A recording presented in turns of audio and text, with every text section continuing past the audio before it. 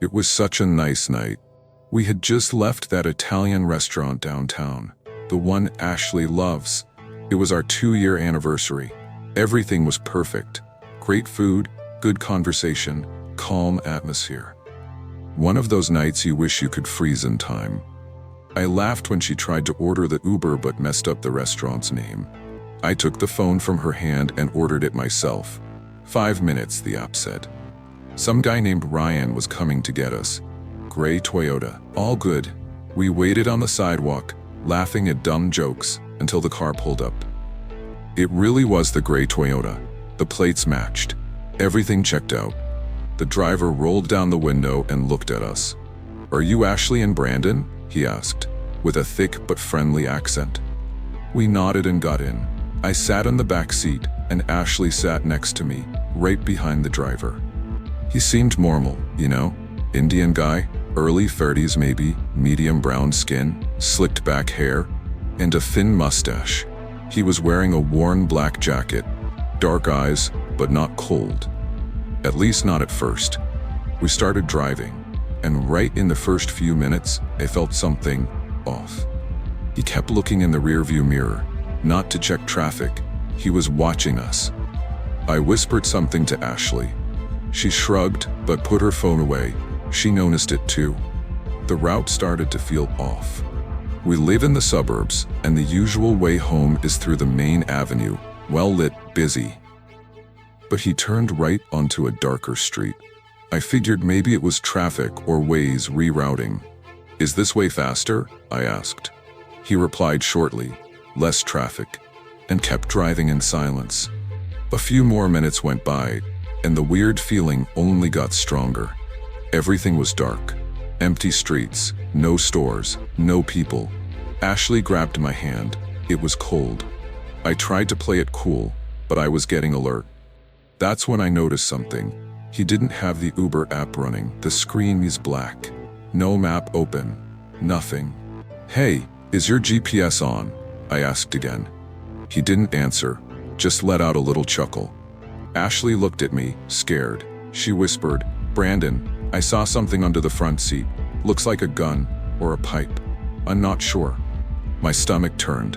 I took a deep breath and tried to think fast. We couldn't scream, couldn't run. We were moving, trapped in there with him. He turned onto a road with no lights at all.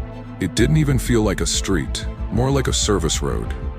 We couldn't see anything outside. "Man, stop the car. We're getting out here," I said firmly. He replied quietly, "We're almost there." "No, we're getting out now," I repeated, trying not to let the panic in my chest show. My hand was sweating, but I kept my voice steady. He hit the gas, just ignored me. The car sped up. Ashley started crying softly. I swear, my heart was pounding in my throat. I grabbed my phone. No signal. Of course. Obvious. He had to know that. Then, out of nowhere, he slammed the brakes. We almost hit the front seats. Dust kicked up outside. And then, I saw it. A guy standing on the roadside. Black hoodie, broad shoulders, hands in his pockets. Next to him, a black van. No lights, no sound. The driver turned around for the first time, looked at me. His eyes had no expression, none. "Get out," he said. Ashley froze. I locked up, but everything in me screamed we had to run. Now. I yanked the door open and grabbed Ashley's arm. "Run," I yelled. But the van guy was already coming, fast. He was huge, way bigger than he looked from far away. Long beard, tattoos crawling up his neck, and a face I'll never forget. We bolted into the woods. No path, just dirt and snapping branches. I pulled Ashley hard, trying to keep her moving. I could hear both of them running behind us. Her breathing was shaky. She tripped, hit her knees, but got up quick. I had never felt so much fear in my life. We hid behind a thick tree. I tried to hold my breath. I heard footsteps. One of them passed really close. The smell, sweat and gasoline. I held Ashley tight, trying to shield her with my body. We heard them move away. For a moment, I thought we'd made it. But then came a new sound. Not footsteps, not leaves. It was a low, metallic humming, and a presence, something I can't explain. I held my breath again. Ashley squeezed my arm hard. This wasn't just a robbery anymore. The woods got quieter, heavier. Breathing felt harder. And that humming, it was everywhere, all around us.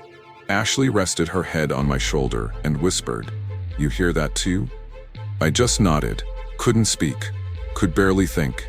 Then, suddenly, the humming stopped. And with it, everything. No sound, no rustling, nothing. And then, a snap. A branch broke. It wasn't one of the guys running. It came from right behind the tree we were hiding behind. I turned slowly, quietly, and saw a figure. Tall, way taller than either of the men. But it didn't look solid. It was like a shadow standing upright. And the eyes, red, two glowing fixed points. Ashley covered her mouth with her hand to keep from screaming. I couldn't take my eyes off that thing. It had no defined shape, just a dark, living mess. And evil. The creature took a step. The ground didn't make a sound beneath it. Everything around it seemed to warp. I slowly pulled Ashley back, trying to move us away from it. But it was no use. She looked straight into its eyes and froze, completely, like she was in some kind of trance. "Ashley," I whispered, shaking her shoulder. Nothing. Her eyes were open, not blinking, her mouth slightly open, her hands trembling. Then I heard another voice, a deep one. "Leave her." That's what it kept saying, over and over. I closed my eyes and screamed in my head, "No." I yanked Ashley hard. She fell to the ground, limp. But she started blinking, like she'd just woken from a nightmare. "Brandon," she mumbled. Weak, dazed. I picked her up instinctively and started running. I didn't look back, just ran. The humming came back. Louder, sharper. The holy forest seemed to vibrate with it. And worse, I heard footsteps behind us. But not normal ones. More like something sliding. We burst out of the woods onto a dirt road, with streetlights turned off. A path. And far down, I saw a house. Small, wooden, with a porch and a dim light in the window. I didn't think, I just ran for it. Ashley stumbling next to me, but moving. We got to the door, and I pounded on it. Once, twice, 3 times. Nothing. I peeked through the window. Looked empty, but there was a couch and a TV turned off. Clean. Livable. The door was unlocked. I hesitated for a second, but we didn't have time. I opened it and pulled Ashley inside. Locked it behind us. At least we weren't in the woods anymore. "Did you see that thing?" I asked. Ashley was leaning against the wall, breathing hard, still shaking. She just nodded slowly. The humming had stopped. Nothing moved outside. But something was still close. I could feel it. We went to the kitchen. I found a glass and filled it at the sink. Still worked. The house had power and water. It was real. I gave her the water and sat beside her, trying to think. Who are those guys? What was that thing? Why us? Then, a sound outside. 3 solid knocks on the wall of the house. Not the door, the wall. Ashley looked at me. This time, she grabbed my hand. Didn't say a word. Didn't need to. I walked to the living room window. Pulled the curtain back a crack. Looked out. Nobody. Just woods and darkness. But there, leaning against the streetlight pole, were the 2 men. The driver and the guy from the van. Standing still, staring at the house. But the worst part, behind them, was the shadow. That thing. Eyes glowing red in the dark. Then, all the lights in the house went out at once. As soon as everything went black, all I could hear was Ashley's breathing, quick and shaky, right next to me. I reached through the dark until I touched her shoulder. She was curled up, but she reacted to my touch. "Brandon?" she whispered, barely audible. "I'm here," I whispered back. It was pitch black. And outside, Something was watching. A loud creak from the ceiling broke the silence. Ashley gripped my hand. I stood up slowly, trying not to make any noise on the wooden floor, and started feeling along the wall for a light switch. I touched a shelf, then a picture frame, and then I felt it. The wall was cold. Suddenly, another creak right above us. I went back to Ashley, pulled her close and whispered, "Let's go to the bedroom." Slowly. We walked hunched over, feeling around until we found the doorframe of the hallway. The sound on the ceiling seemed to follow our steps. Slowly. With each creak of the floor, the noise above grew closer. At the end of the hall, the bathroom light flickered once. Just once. A flash that lasted a second. Too quick to really see anything, but enough to show that there was something in the mirror, a shadow behind us. When the light went out, the hallway was just a hallway again. But I felt it. We weren't alone. We entered the first bedroom and closed the door as quietly as possible. I locked it and pushed a piece of furniture against it. The room had a window with a curtain, and the little moonlight gave everything a bluish tint. Ashley sat in the corner of the bed, hugging her knees. I went to the window, lifted a sliver of the curtain, and peeked outside. The black van was still there. So were the two men. But now they were closer. One of them looked straight at me. Even in the dark, I swear I saw the glint of his smile. I backed away from the window and sat on the floor. Ashley was still shaking. I tried to think, breathe deeply, find some logic, some plan. They haven't left. That's when we heard the doorknob turning slowly.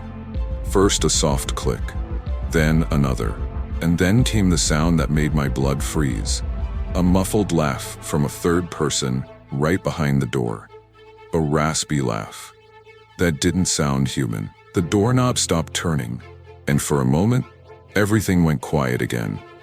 But only for a moment, because right after came the most horrifying sound of the night. Something started scratching the door. With something metallic. Ashley jumped up and pressed herself against the wall. I stood up and went straight to the closet. Opened it slowly. It was empty. I grabbed her hand. "Get in here," I said. "Just until they go away." We got inside the closet and closed the door from the inside, leaving just a crack open. The sound outside continued. Now it was footsteps, slowly moving across the room. No doubt, someone was in there. The wooden floor creaked. The noise stopped near the bed. After a second, we heard something being dragged. I covered Ashley's mouth when she let out a sob. And then we heard breathing, slow, deep, coming from the bed. The crack in the closet door gave us a partial view of the bed. That's when I saw it, a huge, dark silhouette lying there. I couldn't make out a face or body, just glowing red eyes staring at the ceiling. And then it spoke. "I know you." Ashley buried her face in my chest. I was completely frozen. That thing wasn't human.